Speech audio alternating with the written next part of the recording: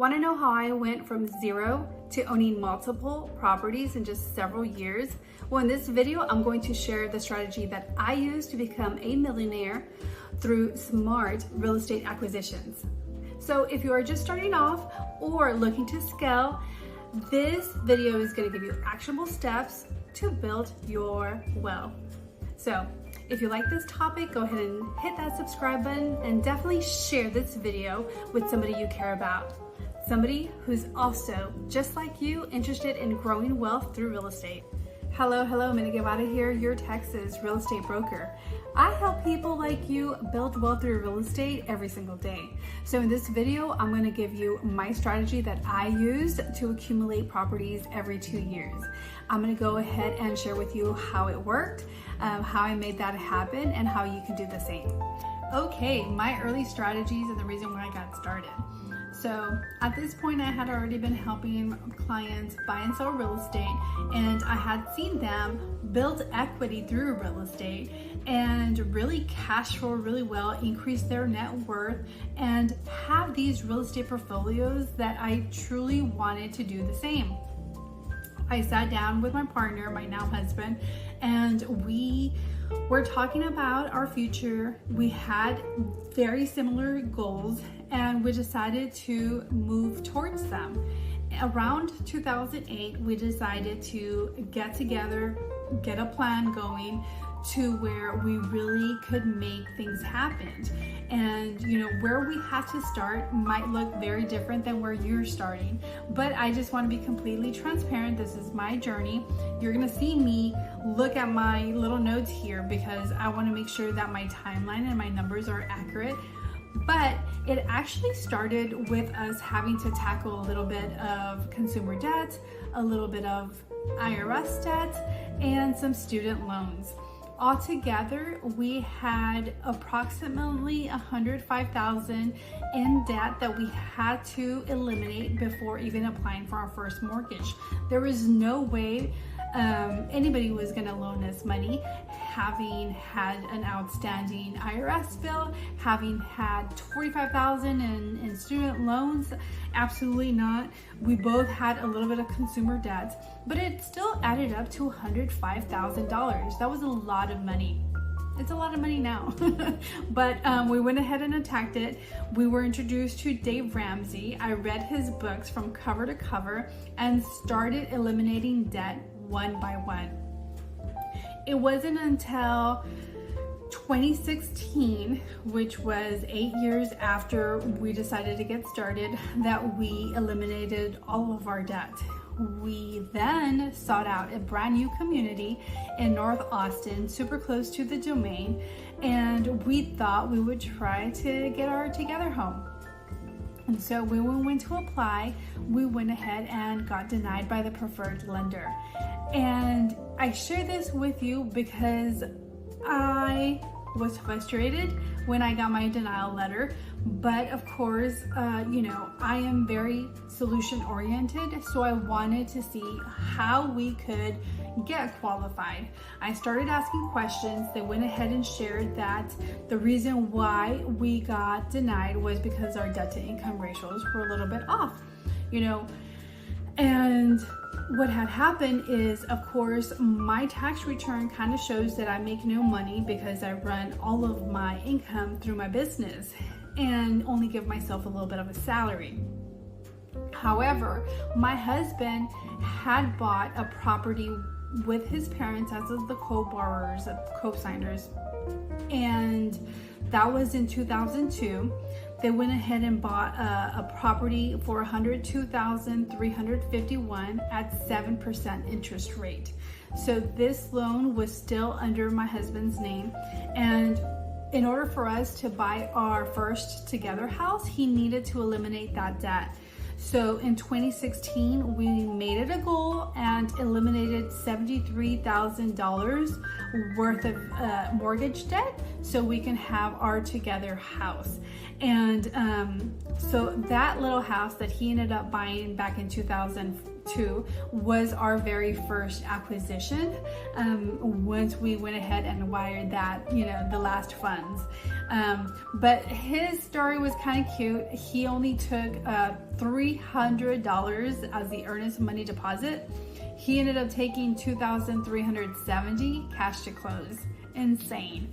But it's one of those things where, if you have the income, if you have 2 years of really good income and your credit is good, see if you can purchase a house.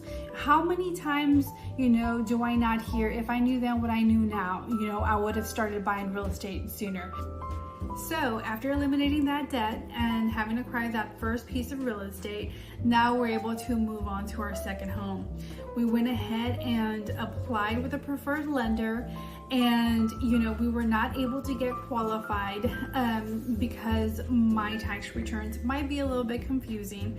But also, you want to make sure that the preferred lender really looks at your file and really can close the deal.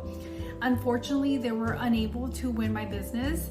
And this was a time when another lender kind of fell on my lap. She went ahead and shared with me that she works with first-time home buyers, with difficult cases, with self-employed, and she's got a huge amount of loan programs for any type of buyer. So how better way to vet a lender than to have them see if they could close me on my deal. I wanted to purchase this house. It was super close to the domain. It was a perfect investment for us and my family. She went ahead and, pre-approved me, said that I was good for the property, and we ended up contracting on this house in early 2017 and, really built this house from the ground up. We ended up choosing a corner lot. We ended up going with a 2-story floor plan, and this is where our kids really flourished, really thrived in the school district.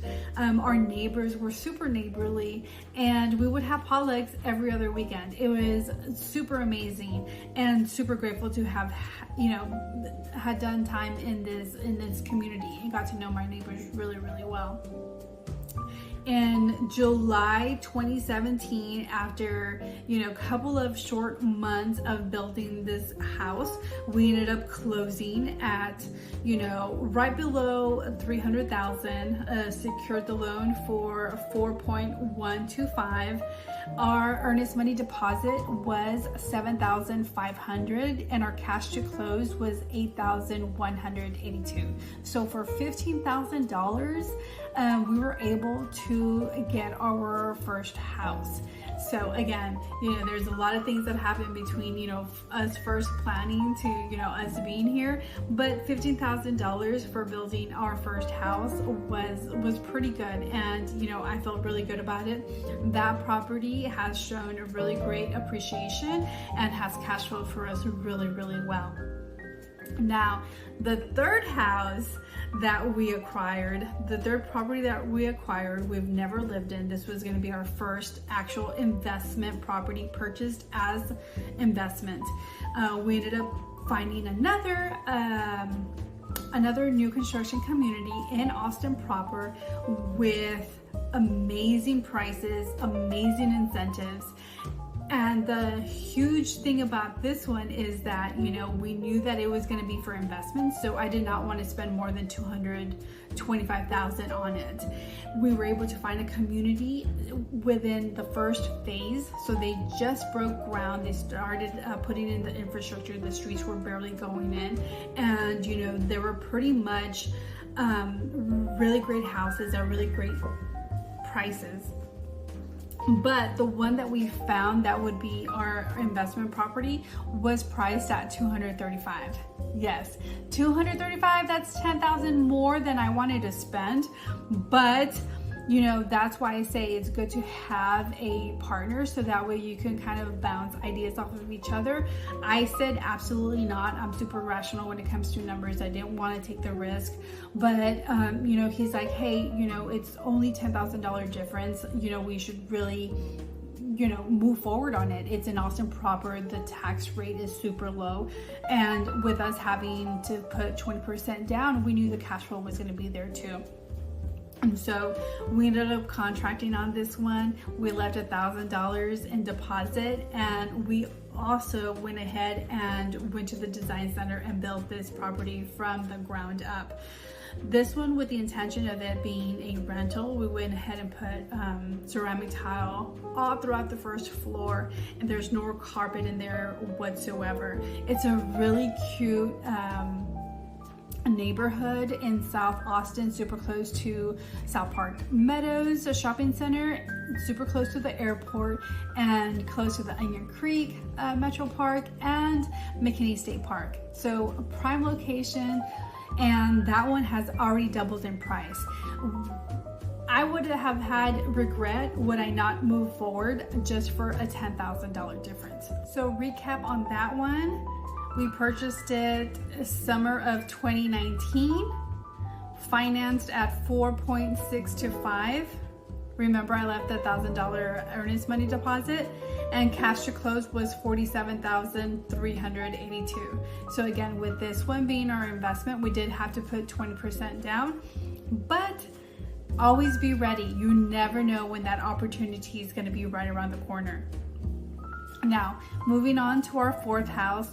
This one was a little bit of an accident, but not so much. Of course, we were super intentional. We wanted to keep accumulating real estate, but this one came about by chance. I went ahead and came to an award-winning neighborhood for my clients, but since it was a trip, I went ahead and invited my family to see if they wanted to roll with me and check out this community, and sure enough, they did.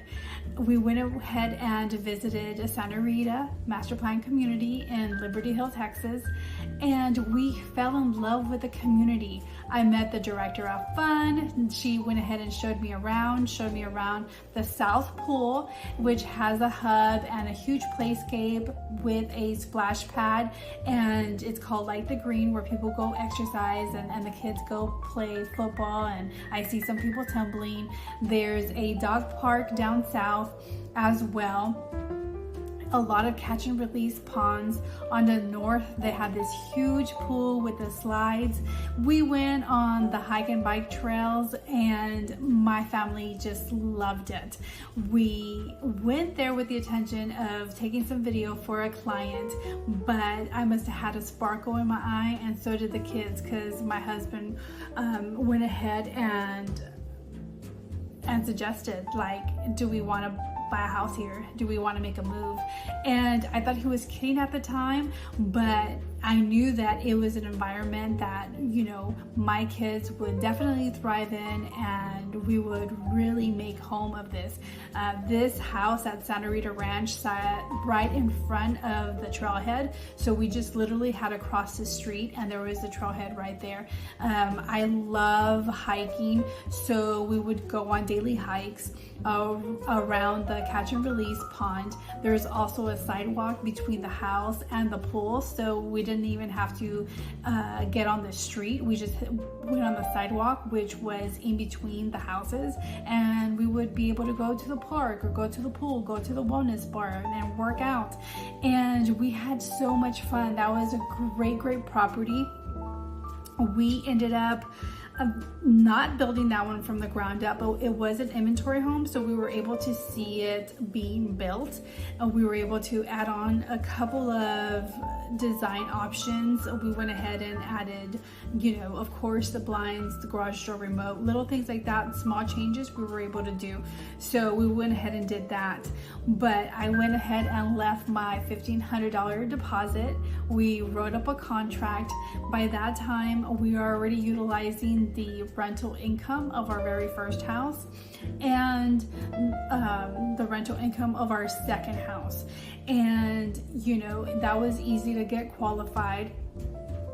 This house was a little bit more expensive, so we wanted to make sure that the income that we generated from our rental properties, you know, was on there.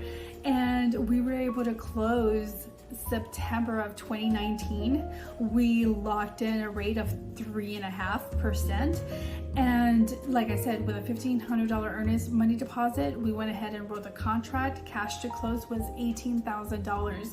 So you can see that the cash to close is of course increasing, but for us to secure a house at 3.5% in a master plan community, I mean, we took the chance. We were living in the house anyways, so for less than, $20,000, we made the right move for my family.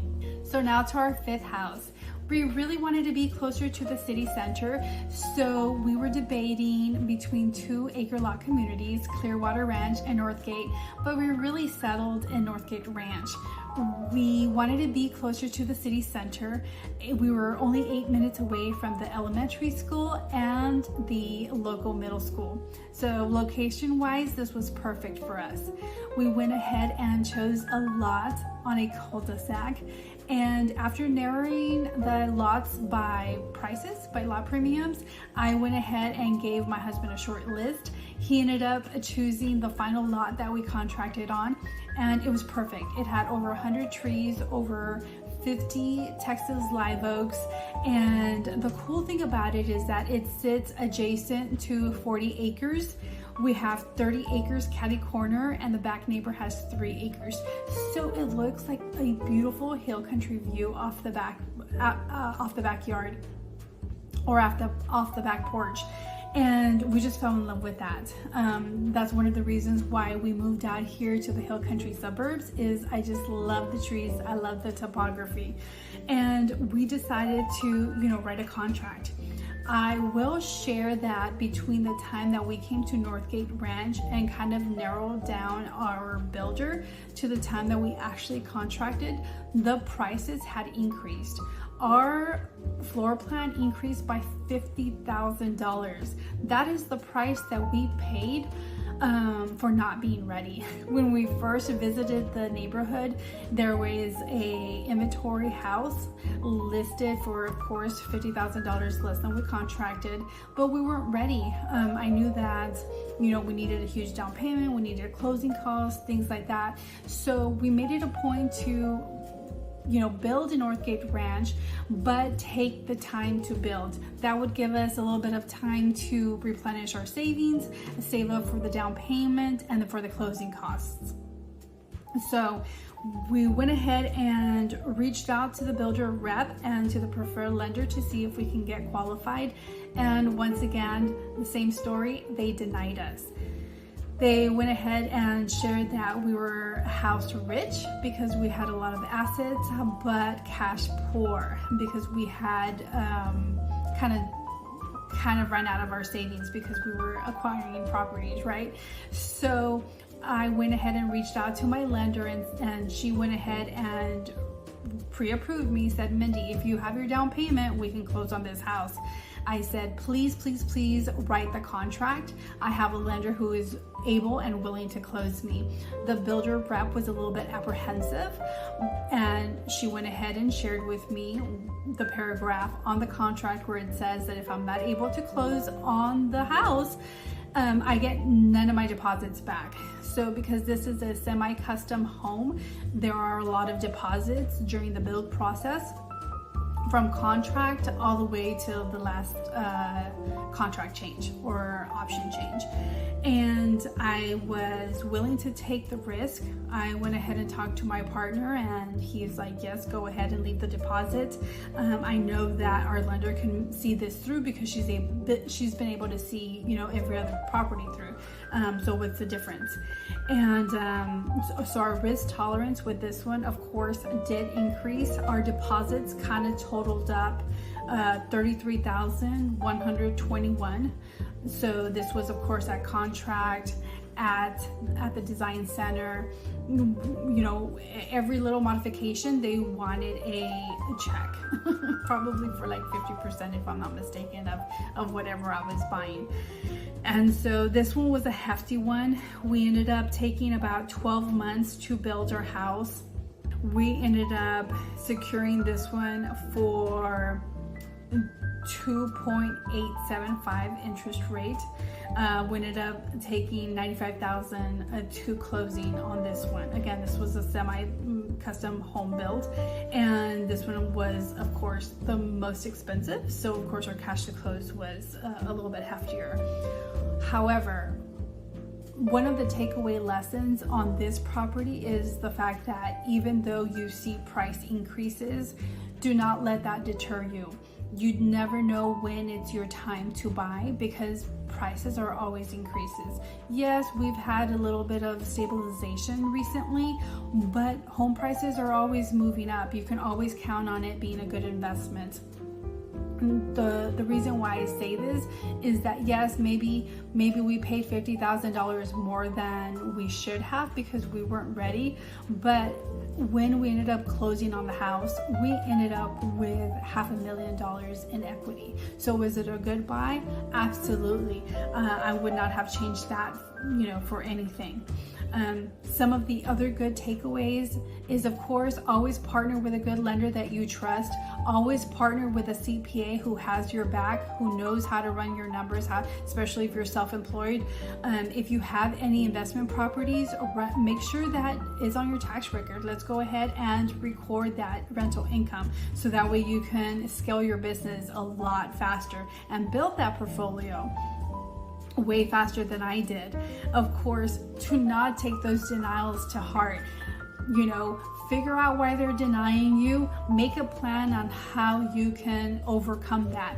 Is it too little down payment? Is it your credit score? What is it? So that way we can be ready by the next time that we apply. Of course, you always want to be tracking your spending, tracking your cost. Make sure that the cash flow is going to be there when you purchase a rental property, and just know that anything, whatever number I say, of course it's arbitrary, but of course your risk is going to increase. The money that you spend, maybe like the $5,000 or $10,000 seems like a lot of money. Well, by the time that you do this the second time or a third time, hey, you know what? You know that it's an investment. It's going to be way easier for you to let go of that money and really trust yourself and really invest in your future. If you have a challenge, please comment below. I want to know what your challenge is. Why aren't you getting started?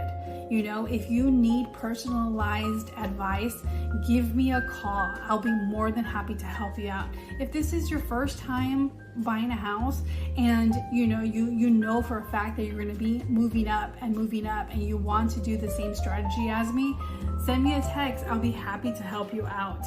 But I do want to give you one bonus tip right before I let you go.